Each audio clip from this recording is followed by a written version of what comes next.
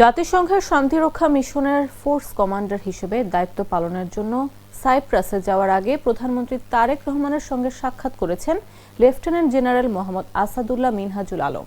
বুধবার দুপুরে সচিবালয়ের মন্ত্রিপরিষদ বিভাগে প্রধানমন্ত্রীর কার্যালয়ে এর সাক্ষাৎ অনুষ্ঠিত হয়। এ সময় প্রধানমন্ত্রীর প্রতিরক্ষা বিষয়ক উপদেষ্টা brigadier general A K M. Shamsul Islam উপস্থিত ছিলেন। সাক্ষাৎকালে শান্তিরক্ষা মিশনে বাংলাদেশের ভূমিকা এবং সংশ্লিষ্ট বিভিন্ন বিষয় নিয়ে আলোচনা হয়। প্রধানমন্ত্রীর deputy press secretary Hasan Shiblu এ তথ্য নিশ্চিত করেছেন। প্রধানমন্ত্রীর কার্যালয় সূত্রে জানা যায়, লেফটেন্যান্ট জেনারেল মিনহাজুল আলম আগামী শুক্রবার নিউ ইয়র্কে জাতিসংঘের সদর দপ্তরের উদ্দেশ্যে ঢাকা ত্যাগ করবেন। সেখানে দাপ্তরিক কার্যক্রম শেষে তিনি সাইপ্রাসে জাতিসংঘ শান্তিরক্ষা বাহিনীর 23তম ফোর্স কমান্ডার হিসেবে দায়িত্ব গ্রহণ করবেন।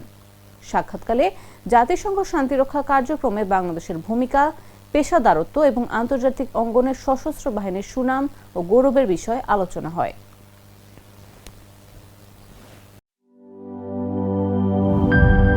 হুররে ওয়েফারের মানচি টেস্টে টেনশন দূর রে, হয়ে যাক হুররে।